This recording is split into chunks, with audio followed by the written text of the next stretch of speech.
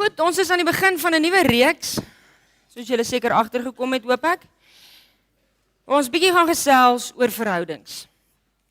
Julle kan sommer klaar sien, ons gaan 3 temas hê, ons gaan praat oor alleen wees, ons gaan praat oor in 'n verhouding wees, en dan gaan ons praat oor ander, meer interessante, dog gekompliseerde dele van verhoudings.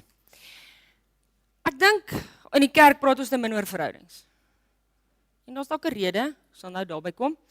Ek dink die wêreld praat baie oor verhoudings, TV en boeke en radio, noem dit, en tog praat ons eintlik min oor verhoudings. En ek dink, dis seker een van die belangrikste dele van julle lewens nou, is dit nie? Om in 'n verhouding te wees en te weet, is dit die regte een, om iemand te kry, om oor iemand te kom. En vanaand, as ons nou praat oor alleen wees, dan wil ek vir die ouens wat in verhoudings is sê, ons gaan ook nou nie so baie op julle fokus vanaand nie, maar, wil nie morbied wees nie, maar jy weet nie of jy dalk ooit weer single gaan wees nie, so luister maar in 'n geval. En vir die wat uit verhoudings uitkom dalk en weer alleen is en dalk deur 'n seer proses gaan, onthou wat ons hier vanaand sê, wanneer jy weer reg is en dalk weer op soek is na iemand, onthou die woorde van vanaand. So vanaand gaan ons fokus op as jy nie iemand het nie, as jy alleen voel. Volgende week, Frans praat oor, as jy in 'n verhouding is, hoe leef jy reg in 'n verhouding, en hy gaan vir julle kom sê, hoe weet jy wanneer dit die een is? Is dit so? Ek sit bietjie pressure, okay, hy is 13 jaar getroud en hy weet nog nie. Nee, dis nie waar nie, hy weet, ek het al gesien. Okay, ek wil net gou ietsie sê oor hoekom ons dalk nie in die Bybel so baie oor verhoudings lees nie, en as jy dit weet, bear with me. In die Bybelse tyd het dit anders gewerk as nou. Goed. So, op 6-jarige ouderdom, so jonk as 6, het ouers al rondgekyk vir hulle kinders vir potensiële pasmaat. So hulle het gesien, daai mannetjie lyk oulik op die klimraam, as hy daar hang, lyk hy nie so baie soos 'n aapie nie, hy gaan met my dogter trou. Goed. Dan het hulle gechat, geskenkies oorgedra, koffie saam gedrink en besluit ons kinders gaan trou. En dan wanneer ook al hulle kultuur of hulle spesifieke dorp se datum was of se bepaal het wanneer is jy volwasse, sal die twee dan getrou het. En dit kan nie by 12 jaar wees. Hulle sou dan teen hulle eerste kinders so vroeg as 14 gehad het. Wat beteken op 28 was jy al 'n ouma. Okay. I know. Slegte nuus vir die van ons wat 28 is en nog single is. Ja, waar was hulle nie?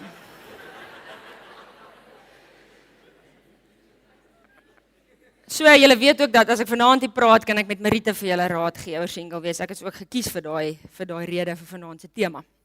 Maar in die Bybelse tyd, met ander woorde, was nog nie regtig dating soos ons dit noem nie. So, hoe om te date, hoe om te weet wie is die regte mens, hoe om op te tree in 'n verhouding, hoe om te besluit, hoe gaan julle wees, wat fisiese goed betref in 'n verhouding, dit staan nie in die Bybel nie, want dit was nie 'n issue nie. En nou moet jy ook dink, toe jy 12 jaar oud was, hoe ernstig was jy oor daai kerel van jou, of daai meisie van jou? Was jy gepla met, ek wonder of is dit die een? Nee, ek dink jy het daaraan gedink nie. Hoe gekompliseerd was julle verhouding? Gaan hy hierdie Vrydag, as hy snoepie geld het vir my, ook iets koop of nie? Dit is die vraag. Want as hy vir my iets koop, gaan ek met hom moet praat.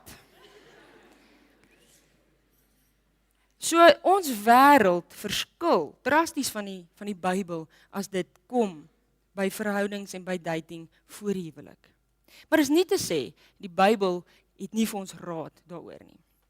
So, as ons vanaand praat oor alleen wees, oor pre-dating, dan ons probeer om iets vir julle te skets van hoe ons dink dit op die pik werk, as jy kom. Die naam van die reeks, wat jou keus? Kom dalk hier aan en jy sit in die Amphie en OMB en jy dink, wow, hier's baie opsies. Ja, nee, wat, my ma was reg. Hier gaan ek die een ontmoet. En miskien begin jy dan bietjie in die dating wêreld rondbeweeg. Ek weet nie waar vinnig lees julle, waar trek julle al nie.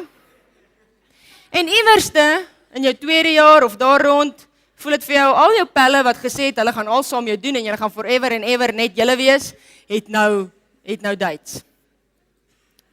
En ek dink dis dan nie moeilik om miskien in jou 3de of jou 4de jaar of hoeveelste jaar jy ook al is te kom en te voel, hier's al hierdie mense om my en ek het nog steeds niemand nie. En dan, ons almal net 'n theme song, nê.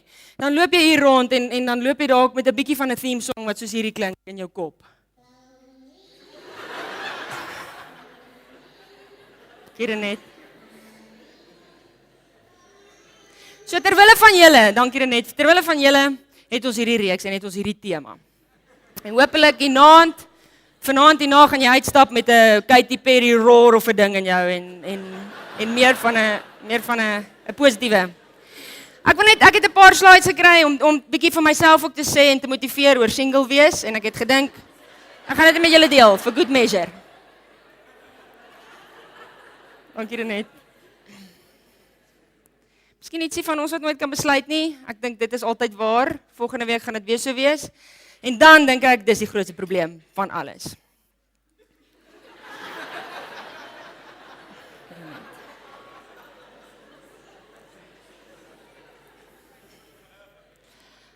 Is nie sleg om 'n goeie selfbeeld te hê nie. Die realiteit is dit. En ek sê weer, al is jy getroud, jy het nie teen 'n single pelle iewers. So luister, want mense het leiding nodig en raad nodig en ondersteuning nodig. Dat is baie mense wat alleen voel. Wat wonder of hulle ooit iemand gaan ontmoet. Wat regtig nou al hulle graad het hoe neersit 'n M het, hulle het nie eintlik meer iets om te swat nie, maar hulle het nog nie 'n man of 'n vrou nie, so hulle is nog op die pik en begin bekommerd raak. Hulle het kerk toe kom vanaand want ons het laasweek afgekondig dat ons vir hulle Duits gereed gaan hê buite en ons het dit nie gedoen nie, ek is jammer, is my fout. Maar wat hier rondloop en dit hoor, mense hoor dit, julle sê dit vir ons. Gaan ek ooit iemand kry? En dan kom jy by die huis en ou tannies met hulle raad sê, elke pot het sy deksel. Nee. En dan dink jy, maar ons het 'n ou potte in ons laai wat sy deksels weggeraak het. En dit maak jou eers bekommer. Ek dink ons is geneig om universiteit toe te kom. En dis stories van ons ouers en dis mooi stories met die verwagting dat ons iemand kom soek.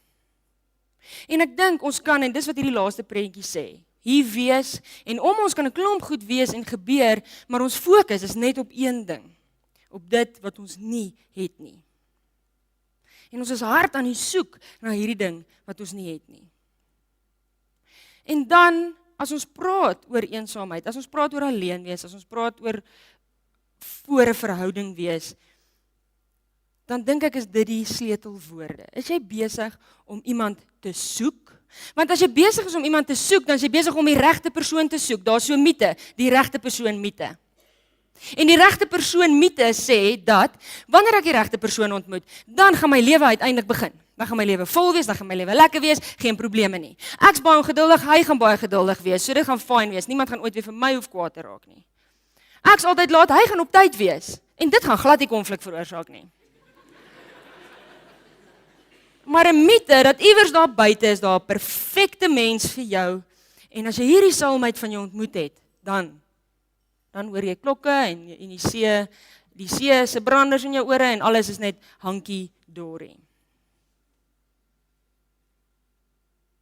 En dan bring dit my by die volgende vraag. Wat is dit in jou lewe wat jou lewe op hierdie stadium sin gee en volmaak? Want as hierdie mite waar is en alles gaan begin wanneer jy die persoon ontmoet, en jy ontmoet die persoon op 23, wat het jy vir 23 jaar gedoen? Jou suurstofdief? Waarmee was jy besig? Nog nie gelewe nie? Nee. As ek dink dat my lewe vol gaan word as ek iemand ontmoet, dan laat dit my dink aan in Cool Runnings as die coach vir die ou sê, ek gaan dit nie in Engels sê nie, maar dan gaan jy nie verstaan wat ek sê nie en my Jamaican aksent is nie wat dit was nie. Dat 'n Olimpiese medalje is 'n wonderlike ding.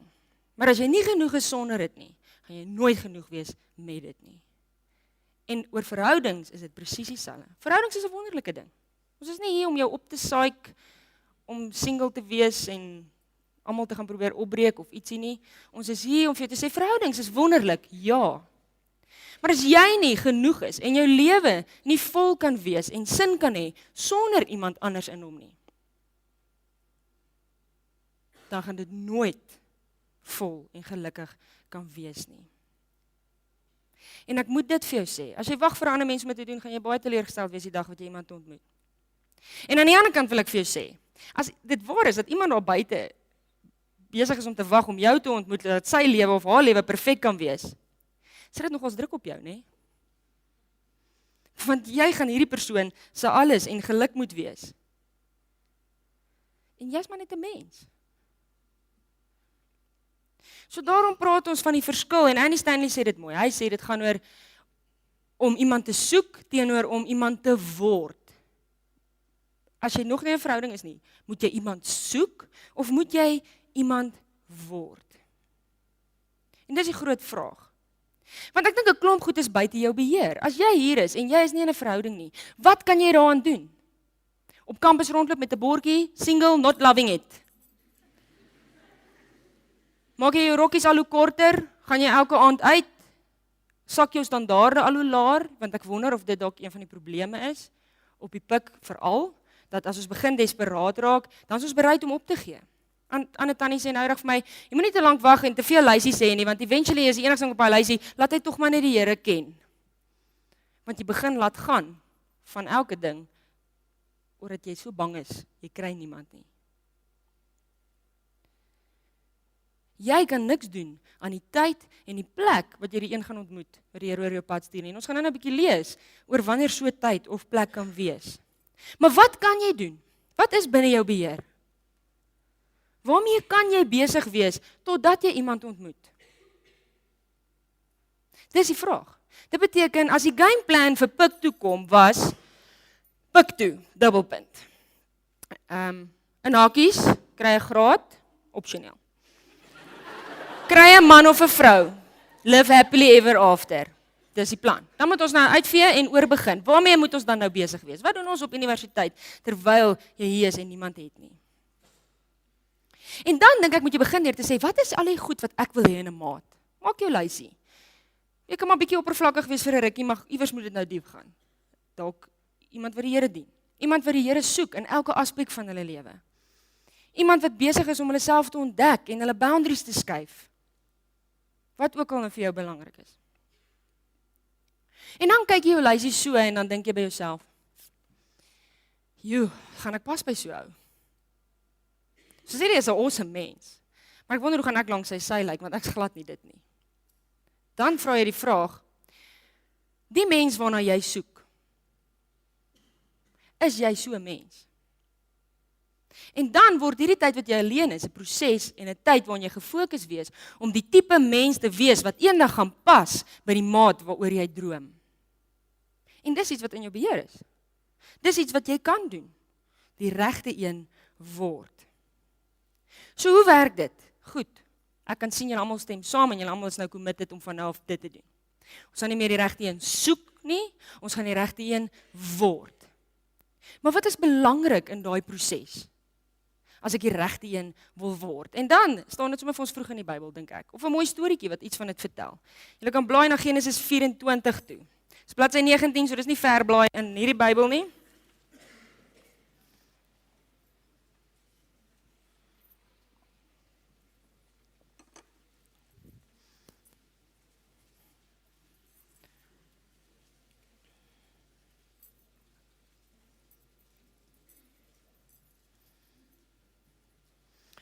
Rebekka word Isak se vrou, is die opskrif hier. Ons lees van vers 1 af. Abraham was al baie oud en die Here het hom in alles geseën.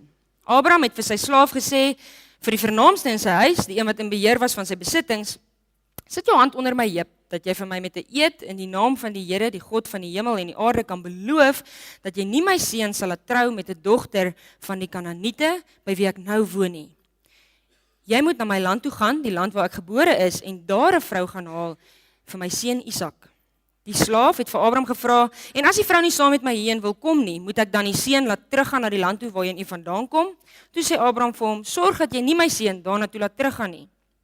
Die Here, die God van die hemel, het my weggevat uit my familie uit die wêreld waar ek gebore is, en my met 'n eed beloof, ek gee hierdie land waar jy nou is, aan jou nageslag. Die Here sal sy engel voor jou uitstuur, oor hierdie vertroue. Die Here sal sy engel voor jou uitstuur, sodat jy vir my seun 'n vrou van my land af sal kan bring. As die vrou nie saam met jou heen wil kom nie, is jy vrygestel van hierdie verpligting, maar jy mag nie my seun laat teruggaan nie. Toe het die slaaf sy hand onder die heup van Abraham, sy eienaar, gesit, en vir hom met 'n eed beloof om dit alles te doen. Die slaaf het 10 van sy eienaar se kamele gevat, en ook allerlei mooi geskenke, en vertrek na Mesopotamië toe, na die stad waar Nahor gewoon het. Daar het hy die kamele by 'n fontein buite die stad laat kniel. Dit was laatmiddag, teen die tyd wat die vrouens uitkom om water te skep. Hy het gebid, Here, God van Abraham, wie se slaaf ek is, laat daar vandag iets met my gebeur. Betoon tog u trou aan my eienaar Abraham. Hier staan ek by die fontein waar die jong meisies van die stad sal kom water skep. As ek vir 'n meisie vra, hou tog jou waterkruik dat ek kan drink, en sy antwoord, drink gerus, en ek sal jou kamele ook water gee, dan is dit sy wat deur u gekies is vir die dienaar, vir Isak, en dan sal ek weet dat u trou betoon aan my eienaar. Voor hy nog klaar gebid het, kom Rebekka met die waterkruik op haar skouers daaraan. Sy was die dogter van Betuel, seun van Milka, die vrou van Nahor, Abraham se broer. Die meisie was baie mooi, 'n jong meisie met wie 'n man nog nie gemeenskap gehad het nie. Sy het afgegaan tot by die fontein en haar kruik vol water gemaak en teruggekom. Toe hardloop die slaaf haar tegemoet en sê vir haar, laat my tog 'n bietjie water uit jou kruik drink. En sy sê, drink gerus meneer. Sy laat toe gou haar kruik rus op haar hand en laat hom water drink. Toe hy klaar gedrink het, sê sy, ek sal vir die kamele ook gaan water skep, dat hulle genoeg kan drink. Sy het gou haar kruik en die krib leeggemaak en toe fontein toe gehardloop om nog water te skep. Sy het vir al die kamele geskep. Die man het haar in die stilte aangekyk om vas te stel of die Here hom in sy onderneming laat slaag het of nie. Toe die kamele klaar gedrink het, sit hy 'n goue ring van 6 gram aan haar neus en 2 goue armbande van 115 gram aan haar arms en hy vra, wie se dogter is jy? Sê my tog, is daar in jou pa se huis plek vir ons om te oornag? Sy het hom geantwoord, ek is die dogter van Betuel, die seun wat deur Milka van Nahor in die wêreld gebring is. Verder het sy gesê, ons het baie strooi en kameelvoer en daar's plek om te oornag. Toe het die man gekniel en tot die Here gebid. Aan die Here die God van Abraham, wie se slaaf ek is, kom die lof toe. Die Here het nie sy troue liefde van my eienaar weerhou nie en vir my die Here reguit gelei na die huis van my eienaar se broer toe. Die meisie het na haar ma se huis toe gehardloop en alles gaan vertel tot sover. Goed, ons lees hier die verhaaltjie van hoe God vir Isak 'n vrou voorsien het. En ons lees van Abraham en ons lees van sy slaaf wat moes vertrou dat God vir hulle 'n vrou gaan voorsien in daai gebied. En Abraham wat weet, God het vir my 'n belofte gemaak en ek vertrou op hom dat hy ook vir my sal voorsien vir die regte vrou wat die nageslag saam met my seun moet voorbou. En dan stuur God vir Rebekka. Wat lees ons hier? As ons 'n bietjie dink aan die lyne van hierdie storie, van Abraham af, van die slaaf af, van Rebekka, wat nie vreeslik hard to get gespeel het nie af, dan sien ons 'n storie van vertroue. Vers 7, het Abraham die vertroue in God om te sê, stuur 'n engel vooruit om te gaan gereed maak vir wanneer my slaaf daar kom, dat die vrou wat Isak se moet wees, wat u wil is, gereed sal wees. Vir die slaaf wat vertroue toon in God deur te sê, wys vir my wie dit gaan wees. En na die tyd vir God ook die eer gee. Sê die Here hier het gedoen wat hy beloof het. Die Here was getrou. Die Here het vir ons voorsien van dit wat ons gevra het. Met ander woorde, dit wat Abraham gevra het, dat 'n engel vooruit moet gaan, word waar. Lees ons vers 26, 27. Ek dink, as ons wil praat, oor alleen wees, en dis alles goed en wel, ek sal my commit, om nou gereed te wees, en al hoe meer te word wie God sê ek is, maar wat? Wanneer gebeur dit? Hoe gebeur dit? Ek weet nie. En om nie op dit te fokus nie, moet ek vertroue hê in God. Moet ek vertroue hê dat God regtig oor my gedroom het en vir my planne het. Moet ek vertroue hê dat hierdie planne van God regtig goed is. Moet ek vertroue hê dat God beter as ek weet wat en waar en wanneer ek iemand en wie dit sal wees gaan ontmoet. En moet ek al daai bekommernis en energie wat in dit ingaan terugfokus na dit waarmee ek nou kan besig wees. Ons het by rentmeesterskap selfe tipe tema. As ek God vertrou om vir my te versorg, dan is ek nie so gepla om by mekaar te maak nie. As ek vir God vertrou om vir my te voorsien, dan is ek nie so gepla om nou te gaan soek vir Mr. Right Now, wat ook al julle hom noem nie. As ek glo, God het regtig vir my sondes aan die kruis gesterf, en hy het my so lief, dan moet ek glo, my liefdeslewe en my toekoms vir hom belangrik genoeg is, dat ek hom daarmee kan vertrou. So terwyl ek vertrou, is ek besig met dit wat nou in my beheer is. Wat is nou in my beheer? Want julle weet, die Bybel het nêrens, ek weet nie, dalk het ek het nog het altyd misgelees, dit sal baie verduidelik, maar nêrens 'n lysie van hoe om die regte maat te identifiseer en te kry nie. Daar's nie 'n Bybelse 10-punt plan van hoe weet jy en hoe katrol jy daai een in nie. En hoe moet daai een lyk? Maar die Bybel is vol van hoe God oor jou dink en oor jou droom. Vol van wat God vir jou lewe wil hê. So dis waarmee ons besig kan wees. En as ek God dan vertrou, terwyl ek besig is met my lewe om die regte een te word, los ek dit. Ek raak nie daaraan nie. Ek los dit tot die Here sê dis reg. Ek noem dit die Avou-teorie. Het julle al 'n Avou geëet? Soms hou jy nie van 'n Avou nie, ek seker jy het dit al probeer. Met 'n Avou werk dit so. Hoe weet jy of hy ryp is? Hy sag. Bro, hy is altyd groen. So jy sal nie weet of hy ryp is of nie, hy bly groen. Hy sag. Nou werk dit so, by ons dit so. Almal in ons huis hou van Avous. So elke kort dan gaan druk iemand bietjie aan die Avou om te voel of hy nog nie reg nie. En na 'n dag van kort almal wat gaan voel en net bietjie seker maak hy's nog nie reg nie, is daai Avou baie sag. So dan kom jy daar en jy sê, ja, nee, hy voel reg. Maar wat gebeur as jy hom oopsny? Hy was nog glad nie reg nie. Hy was nog groen. Nou ek sê nie, jy moet gaan voel wie sag genoeg nie. Dis nie waar hierdie gaan nie.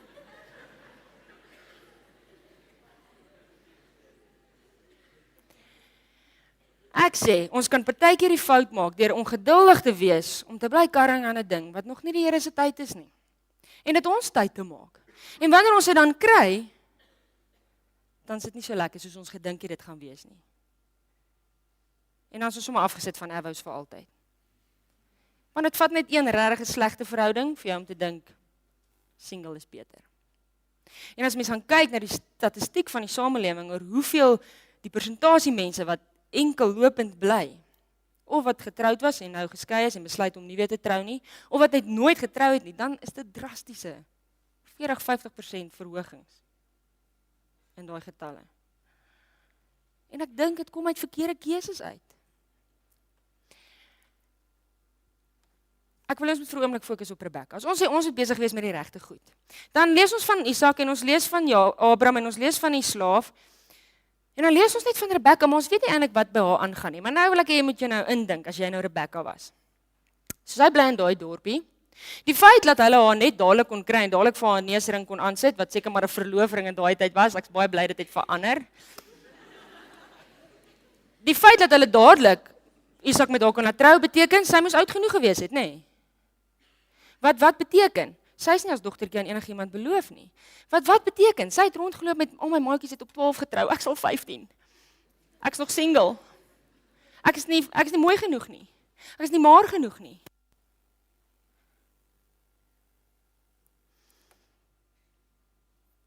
Waarmee is Rebekka besig? Lees ons dat sy in Mesopotamië besig is om op en af te hol in die strate en te vra, wie soek 'n vrou? Wie wil 'n sak vol aardappels hê? Daai wat ons met die kinders speel effek. Nee, ons lees nie van dit nie.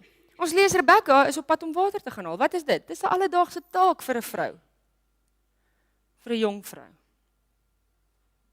So Rebekka wat dalk op 'n plek is waar sy verstaan nie hoekom sy nog niemand het nie. Sy verstaan nie hoekom sy nie ook as 'n dogtertjie iemand gekry het nie, of sy verstaan nie hoekom sy dalk selfs op haar eie iemand kon gekry het nie.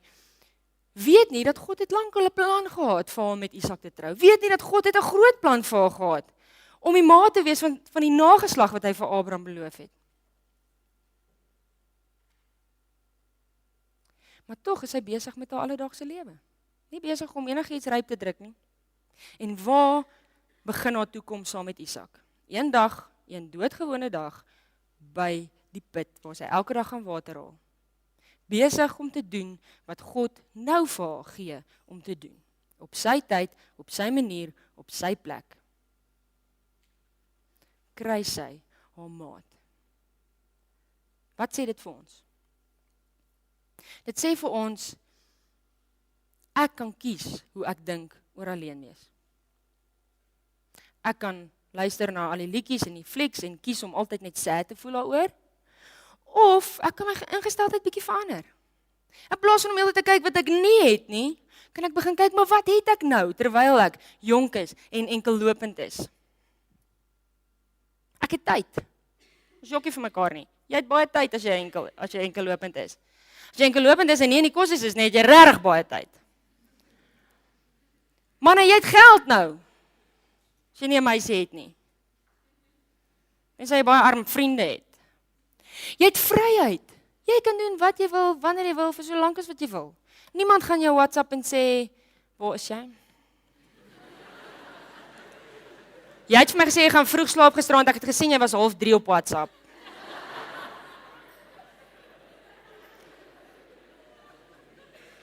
Jy het die geleentheid om bietjie selfsugtig te wees.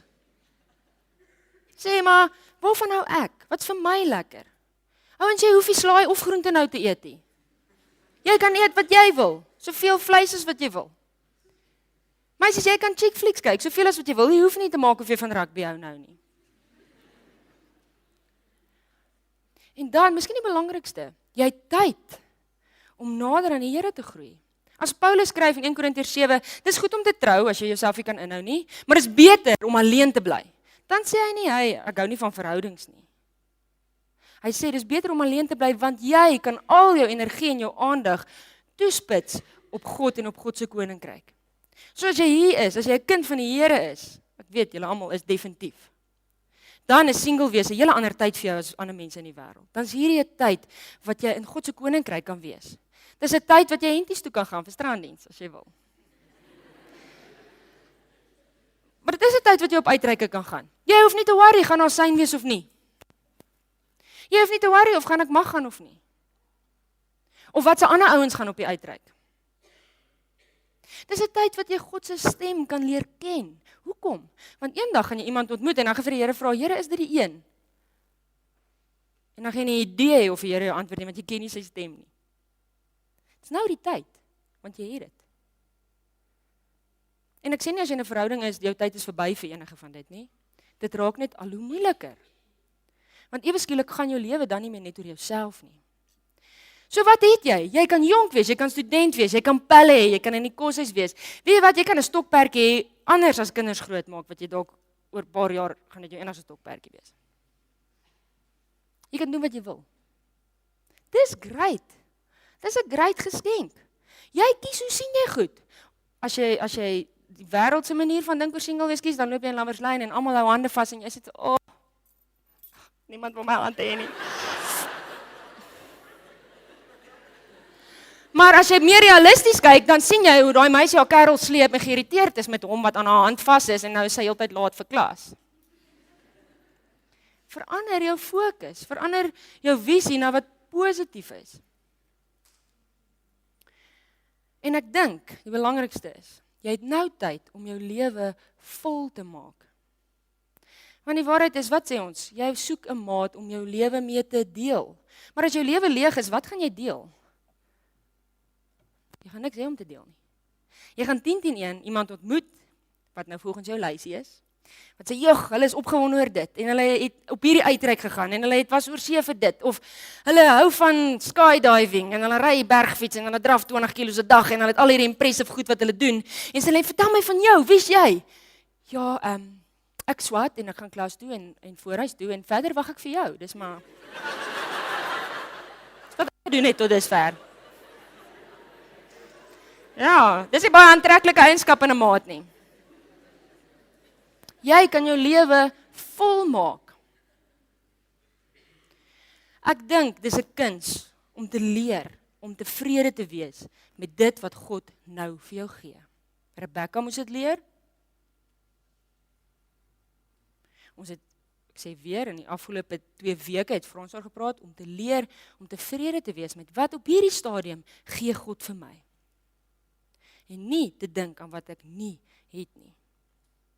En dan word hierdie tyd in jou lewe die ideale tyd om naby God te leef. Dan word dit die ideale tyd om te oefen om God te vertrou. Want as jy die dag getroud is, as jy die dag kinders het, gaan jy soveel meer vir God moet gee om jy hom gaan vertrou. Vra jou maale, as jou kind in daai kar klim en af ry universiteit toe, dis baie groter vertroue as om nou jou eensaamheid vir hom te gee. Hoe gaan jy dit doen as jy dit nie nou geoefen het nie? En dan wil ek net sê, as jy God vertrou, moet jy hom genoeg vertrou, om te weet, dalk gaan jy nie trou nie. Dis 'n realiteit.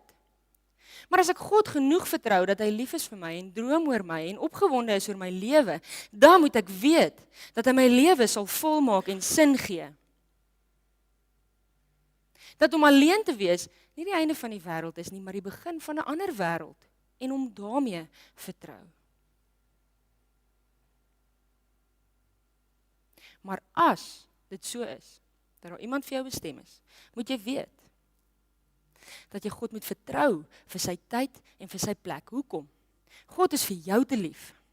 En God is vir wie ook al jy mee gaan trou te lief, om dit aan een van julle twee te doen, om julle op die verkeerde tyd en plek vir mekaar te gee. Moet dit nie ryp druk nie. Hy weet. Hy sal vir jou sê. En as dit reg is dit awesome. Maar wag op die Here. En bid vir daai een. Bid dat God daai een meer 'n pad sal stap. Hulle sal seën, hulle naby aan hom sal hou. Ek dink om alleen te wees is nie noodwendig jou keuse nie. Partykeer is dit, maar nie altyd nie. Ek dink wel dis jou keuse of jy dan eensaam en hartseer en bedroef voel die heeltyd. Ons lees in Psalm 37 vers 5. Laat jou lewe aan die Here oor, hy sal sorg. En ons glo dit. Dan moet ons ook kan sê, laat jou liefdeslewe aan die Here oor. Hy sal sorg. Amen. Ons gebruik vanaand saam nagmaal en ek dink as ons vanaand gesels oor om God te kan vertrou, dan is die nagmaal die perfekte teken van wat en wie God is. En nou kom ons vanaand vir mekaar sê met hierdie tekens. Jy is nie 'n relationship status nie. Jy is 'n kind van God. Dis jou identiteit. So of jy alleen is en of jy in 'n verhouding is, wie jy is kind van God. En as ons hierdie tekens sien en voel en ruik en proe, dan weet ons, maar God se offer is 'n realiteit. Dit het regtig gebeur. En as hy my so liefhet om aan die kruis vir my te sterf, sodat ek saam hom kan wees, dan kan ek hom vertrou met wat ook al vandag of môre oor my pad kom. Ek gaan vir ons lees waar Jesus die nagmaal ingestel het, en daarna sal ek die tekens een vir een instel, en dan gaan ek vir jou 'n oomblik gee, en ons die tekens saam gebruik het om vir die Here te gee, wat ook al op jou hart is. In Matteus 26, vanaf vers 26 lees ons, en terwyl hulle eet, het Jesus brood geneem en die seën gevra. Daarna het hy dit gebreek en vir sy disippels gegee met die woorde, neem, eet, dit is my liggaam. Toe neem hy 'n beker en nadat hy die dankgebed uitgespreek het, gee hy dit vir hulle en sê, drink almal daaruit, want dit is my bloed, die bloed waardeur die verbond beseël word en wat vir baie vergiet word tot vergewing van sondes. Ek sê vir julle, van nou af sal ek nie weer van hierdie wyn drink, tot op die dag wanneer ek saam met julle die nuwe wyn in die koninkryk van my Vader sal drink. Hierdie teken, sê Jesus, is vir baie. Dis ook vir jou. Die brood wat ons breek, dui op ons verbintenis met die liggaam van Jesus Christus. Neem dit, eet dit en dink daaraan en glo dat sy liggaam so gebreek is as 'n volkome versoening vir al ons sondes.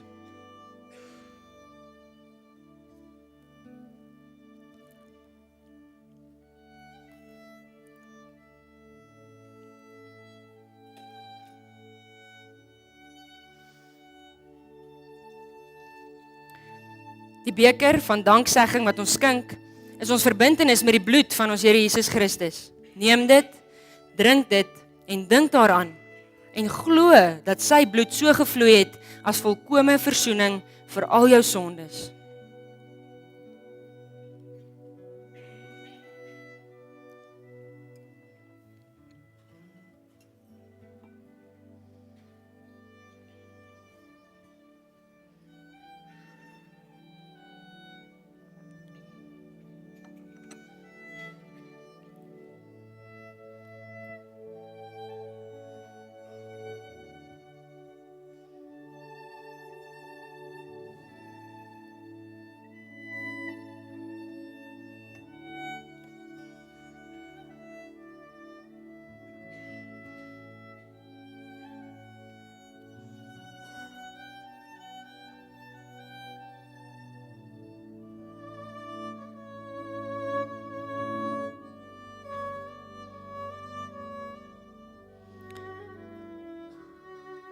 Here Jesus, as ons hierdie tekens gebruik, is dit ons gebed.